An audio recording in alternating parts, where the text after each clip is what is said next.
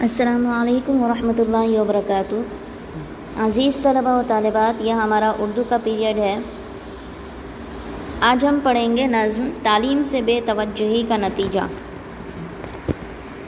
ہمیشہ کی طرح نظم سے پہلے ہم شاعر کا تعارف کر لیتے ہیں۔ تو اس نظم کے شاعر ہیں حالی، الطاف حسین حالی، جن کی پیدائش 1837 اور وفات 1914 میں ہوئی۔ الطاف حسین حالی پانی پت میں پیدا ہوئے۔ الطاف حسین نام تھا، حالی تخلص رکھا کرتے تھے۔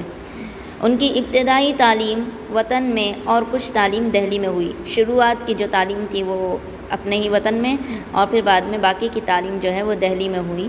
وہ اردو کے ادبی نظریے ساز ناقد، سوائے نگار اور صاحب طرز انشا پرداز ہیں۔ شاعر کی حیثیت سے بھی ان کا مرتبہ بہت بلند ہے۔ ان کا اصل کارنامہ یہ ہے کہ انہوں نے اردو شاعری کو نئی راہوں پر ڈالا۔ اردو کی جو شاعری تھی اس کو انہوں نے ایک نئی موڑ پر یہ لے کر گئے، اور اس میں ایک جدید اردو کو ایک جدید زبان بنانے میں ان کا بہت بڑا ہاتھ رہا ہے۔ غزل اور قصیدے کی خامیوں کو واضح کیا۔ ان کی غزلیں اور نظمیں لطف و اثر کے اعتبار سے اعلیٰ درجے کی ہیں۔ ان کے کلام میں سادگی، دردمندی اور جذبات کی پاکیزگی پائی جاتی ہے۔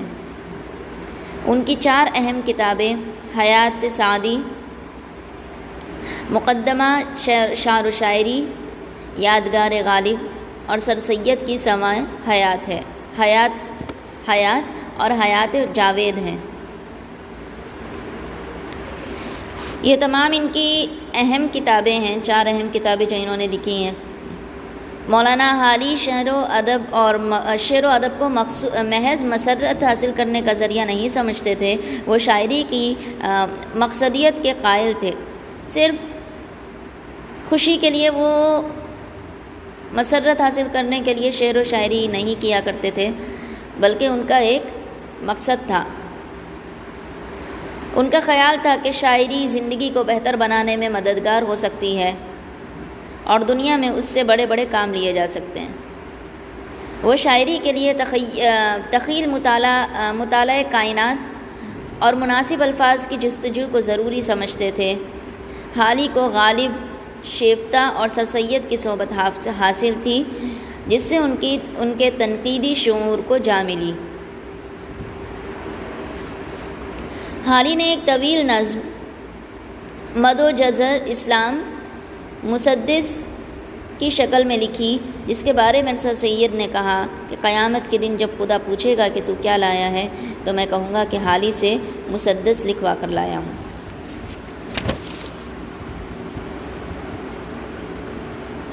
نظم پر سری نظر ڈال لیتے ہیں۔ انشاءاللہ ہم یہ کل پڑھیں گے، نظم سمجھیں گے کل۔ تعلیم سے بے توجہی کا نتیجہ۔ جنہوں نے کہ تعلیم کی قدر و قیمت، نہ جانی مسلط ہوئی ان پہ ظلمت۔ جنہوں نے کہ تعلیم کی قدر و قیمت، نہ جانی مسلط ہوئی ان پہ ظلمت۔ ملوک اور سلاطیں نے کھوئی حکومت، گھرانوں پہ چھائی امیروں کے نکبت۔ رہے خاندانی نہ عزت کے قابل، ہوئے سارے دعوے شرافت کے باطل۔ نہ چلتے ہیں وہاں کام کاری گروں کے، نہ برکت ہے پیشہ میں پیشہ وروں کے۔ بگڑنے لگے کھیل سوداگروں کے، ہوئے بند دروازے اکثر گھروں کے۔ کماتے تھے دولت جو دن رات بیٹھے، وہ اب ہیں دھرے ہاتھ پر ہاتھ بیٹھے۔ ہنر اور فن واہیں سب گھٹتے جاتے، ہنر مند ہیں روز و شب گھٹتے جاتے۔ ادیبوں کے فضل و ادب گھٹتے جاتے، طبیب اور ان کے مطب گھٹتے جاتے۔ ہوئے پست سب فلسفی اور مناظر، نہ ناظم ہیں سرسبز ان کے نہ ناشر۔ اگر ایک پہیے کو ٹوپی بنائیں، اگر ایک پہنے کو ٹوپی بنائیں، تو کپڑا وہ ایک اور دنیا سے لائیں۔ جو سینے کو وہ ایک سوئی منگائیں تو مشرق سے مغرب میں لینے کو جائیں۔ ہر ایک شے میں غیروں کے محتاج ہیں وہ، میکینکس کی روح میں تاراج ہیں وہ۔ جو مغرب سے آئے نہ مالے تجارت تو مر جائیں بھوکے وہاں اہل حرفت۔ ہو تجار پر بند راہیں معیشت دکانوں میں ڈھونڈے نہ پائیں بضاعت۔ جو مغرب سے آئے نہ مالے تجارت تو مر جائیں بھوکے وہاں اہل حرفت۔ ہو تجار پر بند راہیں معیشت دکانوں میں ڈھونڈے نہ پائیں بضاعت۔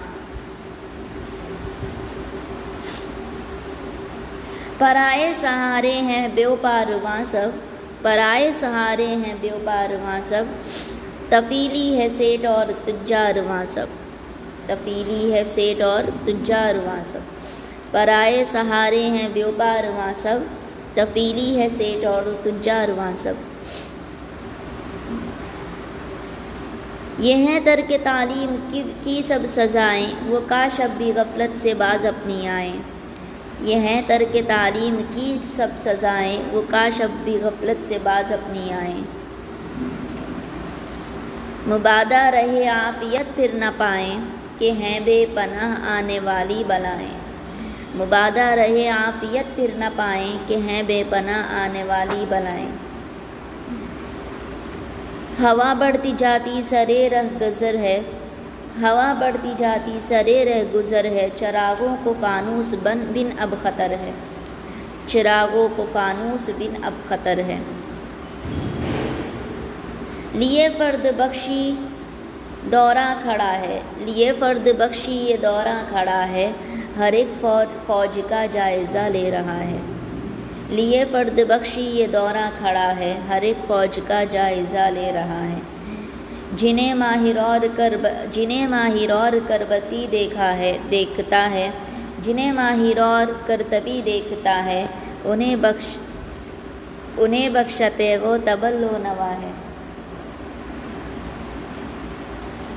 یہ ہے بے ہنر یک قلم چھٹتے جاتے، یہ ہے بے ہنر یک قلم چھٹتے جاتے، رسالوں سے نام ان کے ہیں کٹتے جاتے۔ یہ ہیں بے ہنر یک قلم چھٹتے جاتے، رسالوں سے نام ان کے ہیں کٹتے جاتے۔ تو یہ ہماری پوری نظم تھی، اس میں بہت سارے مشکل الفاظ ہیں، ہر لائن میں ہر مصرے میں اس میں مشکل لفظ ہے۔ اس کو میں نے اسی لیے 2-3 بار آپ کے سامنے پڑھا تاکہ آپ کو پڑھنے میں آسانی ہو۔ مشکل لفظ تھوڑے دیکھ لیجئے۔ بے توجہی یعنی دھیان نہ دینا، تعلق نہ رکھنا، غفلت برتنا۔ مسلط یعنی چھایا ہوا، حاوی، کسی پر حاوی ہو جانا۔ اور نکبت مطلب مفلسی، بدحالی، خواری۔ یہ شاعر کا تعارف تھا اور ہماری نظم تھی جو ہم نے بہت ہی اچھی طرح سے اس کو پڑھ لی ہے۔ انشاءاللہ آئندہ کلاس میں ہم اس کو سمجھیں گے، تب تک کے لیے آپ اس کو 2-3 بار پڑھتے جائیے۔ السلام علیکم ورحمۃ اللہ وبرکاتہ۔